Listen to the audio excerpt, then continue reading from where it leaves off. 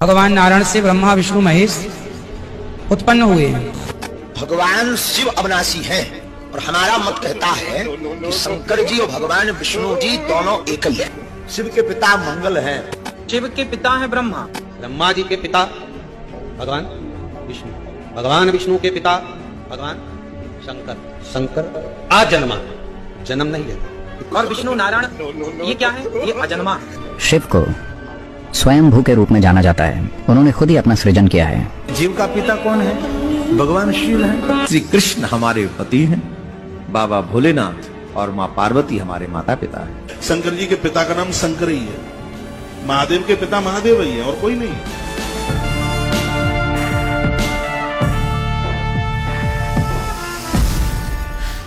इस वीडियो में कई कथावाचक हैं जो भगवान शिव को लेकर एक मत नहीं है। हर किसी की अपनी अलग थ्योरी है। इस वीडियो को लेकर कई लोग शिव और सनातन धर्म का मजाक बना रहे हैं। क्या आपको नहीं लगता कि कथावाचक बनने के लिए कुछ न्यूनतम योग्यताएं आवश्यक होनी चाहिए और एक सनातन संस्था को इनकी देखभाल करनी चाहिए या इन पर शिकंजा कसना चाहिए? वैसे आज कुछ ज्ञानी संतों को छोड़ दिया जाए तो अधिकांश कथावाचकों को सनातन धर्म की कोई विशेष जानकारी नहीं है, तो उनके लिए परीक्षा की व्यवस्था भी होनी चाहिए। अन्यथा कोई व्यक्ति जब कुछ सवाल पूछ लेता है तो ये बगले झांकने लगते हैं या गलत सलत जवाब देते हैं। शुक्रवार के दिन पहले अंगूठा ऐसे करना है, 3 बार बोलना है, टकलिया टकलिया टकलिया। ये ऐसा शानदार प्रयोग है कि पत्नी कितनी भी घमंडी होगी एकदम नरम हो जाए, गाय बन जाए। ऐसे में सवाल है कि आखिर कौन है शिव? क्या है उनकी महिमा?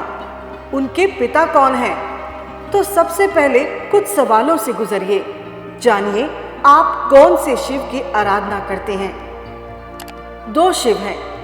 एक शिव जो पिछले कुछ सालों में बनाया गया, जिसके सोशल मीडिया पर चिल्म के साथ फोटो होते हैं, जो हमेशा नशे में रत होकर कैलाश पर पड़े रहते हैं, जो अपने भक्तों को कच्चा मांस खाने, राख से नहाने और नशा करने की शिक्षा देते हैं।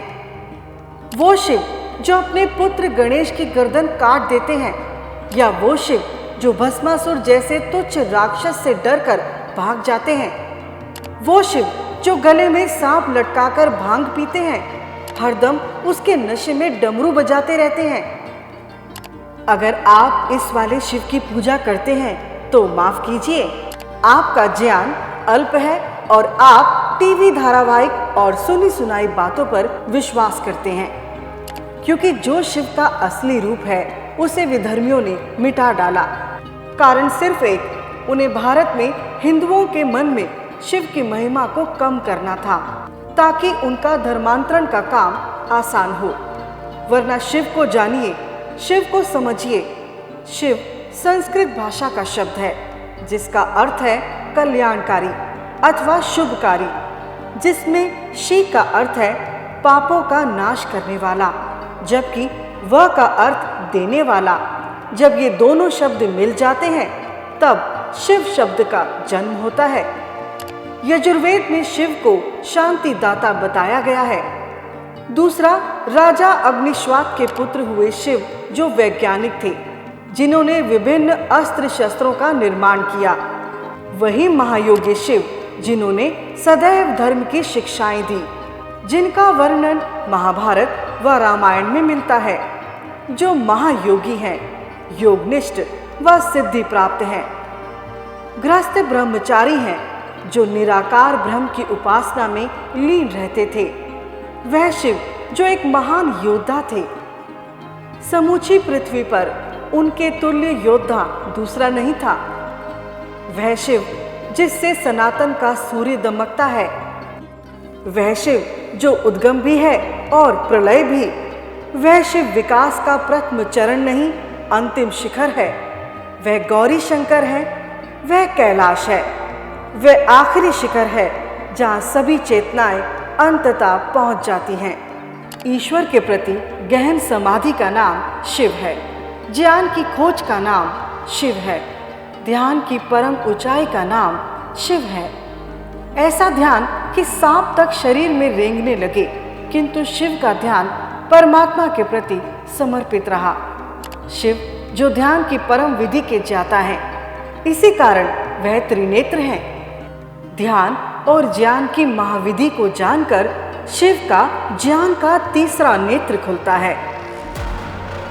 आज तुम्हें ही सोचना होगा कि आने वाली पीढ़ी को तुम कौन सा शिव देने जा रहे हो, ज्ञान और ध्यान की परम ऊंचाई प्राप्त करने वाला शिव, या भांग चरस चिलम पीने वाला शिव, डमरू वाला शिव, या ज्ञान की अखंड ज्योति वाला शिव।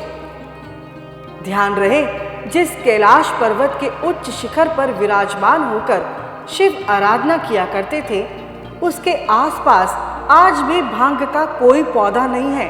तो सोचिए, किसने उन परम महायोगी के साथ भांग और नशे को जोड़ दिया? इस तुलना को देखने के बाद अब आपको खुद ये विचार करना है कि आप वेदों वाले कल्याणकारी सत्य शिव को मानना चाहते हैं या पाखंडियों के काल्पनिक शिव को। क्योंकि एक ओर विश्व की संपूर्ण ऊर्जा प्रतीक शिव है, जो अनंत, ब्रह्मांड और निराकार परम पुरुष का प्रतीक है, तो दूसरी तरफ काल्पनिक शिव है। आराधना किसकी करनी है, यह आपको सोचना है। यो महंतान देवा स महादेव, जो महान देवों का देव अर्थात विद्वानों का भी विद्वान, सूर्य आदि पदार्थों का प्रकाशक है, इसलिए उस परमात्मा का नाम महादेव है। महादेव यानी शिव, जिनके ध्यान की यह विधि पाइथागोरस ने जानी। पाइथागोरस यह विधि लेकर ग्रीस गया और कमाल देखिए, ध्यान की यह विधि पश्चिम में सारे रहस्यवाद का उद्गम बन गई। यह विधि ही पश्चिम में पूरे रहस्यवाद की जनक है, क्योंकि यह विधि बहुत ही गहन पद्धतियों में से एक है जो भगवान शिव ने दुनिया को दी। आधुनिक मनोविज्ञान और वैज्ञानिक शोध कहता है कि दोनों बाहों के मध्य में एक ग्रंथि है जो शरीर का सबसे रहस्यमय अंग है। यह ग्रंथि, जिसे पाइनियल ग्रंथि कहते हैं, यही शिव का तीसरा नेत्र है। दोनों आंखों के बीच एक तीसरी आंख का अस्तित्व है, लेकिन साधारणता वह निष्क्रिय रहती है। उसे खोलने के लिए ध्यान करना पड़ता है। वह आंख अंधी नहीं है, वह बस बंद है। शिव इस विधि के ज्ञाता है, इसी कारण वह त्रिनेत्र हैं। किंतु हम किस शिव की पूजा कर रहे हैं? यह दुख की बात है कि बहुत से लोगों ने कालांतर में योनि और लिंग की तरह शिवलिंग की आकृति को गढ़ा और वे उसके चित्र भी फेसबुक और व्हाट्सएप पर पोस्ट करते रहते हैं। जबकि ध्यान से देखिए, वह एक दीपक है, ऊपर उठा हिस्सा ज्योति है। यह आत्मा के दीपक से उठती ज्ञान की अमर ज्योति है। इस प्रकार विश्व की संपूर्ण ऊर्जा ही शिव की प्रतीक है। यही शून्य है, यही आकाश है, अनंत ब्रह्मांड और निराकार परम पुरुष का प्रतीक है। शिव ही सत्य है।